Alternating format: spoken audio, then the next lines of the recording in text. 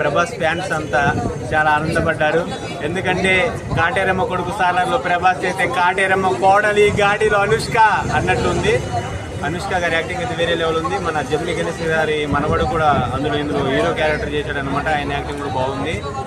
మొత్తానికి ఇది first half అయితే చించి పడేశారు. సెకండ్ హాఫ్ కృష్ణ జాగర్లమూడి గారు ఎలా పెట్టారో తెలియదు, కానీ మొత్తం ఒక ఆంధ్ర తెలంగాణ యావత్ భారతదేశ ప్రజలు మత్తు పానీయాలకు అలవాటు కావద్దని ఒక గంజాయి సర్కిల్ తీశారు. ఈ ఘాటి ఇది సిటీ వాళ్ళకి అర్థం కాదు, ఘాటి వాళ్ళకైతే అర్థమవుతుంది అన్నట్లు వేరే లెవెల్లో ఉంది మూవీ అయితే. అందరూ చూడాలి వచ్చింది తెలంగాణ ఆంధ్రప్రదేశ్. ఎందుకంటే మన పిల్లలు మన భవిష్యత్తు తరాల గురించి ఈ సినిమా తీసేశారు. కృష్ణ జాగర్లమూడి గారు హరిహర వీరమల్లు సగంలో వదిలిపెట్టి కూడా దీనికి పెట్టారంటే మన పట్ల ఆయనకి ఎంత బాధ్యత ఉందో చూశారు. పవన్ కళ్యాణ్ గారు కూడా ఆయన ఉద్దిగే వదిలేదు. ఇంత మంచి సినిమా కాబట్టి ఆయన్ని వేరే విధంగా పంపించారు. ఈ స్టోరీ ఇనే ఉంటారు. ఇది అందరు ఫ్యాన్స్ చూడాలి. Prabhas fans, Pawan Kalyan fans, Mahesh Babu fans, Allu Arjun fans, Ram Charan fans, power star, megastar అందరు ఫ్యాన్స్ చూడాలి. అనుష్కని టచ్ చేస్తే వెనక ఎవరు వస్తారు? రానా, ప్రభాస్ అందరు వస్తారు ఈ సినిమా చూసిన తర్వాత.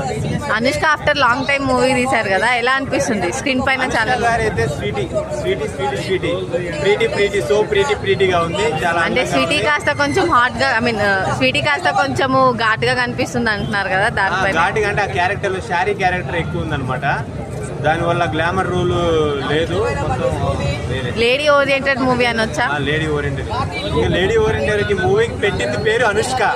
వేరే లెవెల్లో ఉంది అనుష్క లోపల. అరుంధతి తర్వాత తనకి మంచి ఇప్పుడు సెకండ్ కమ్బ్యాక్ ఇచ్చిన ఫిల్మ్ వింటేజ్ అనుష్కని చూస్తారు అందరూ ఆడియన్స్ ఇది.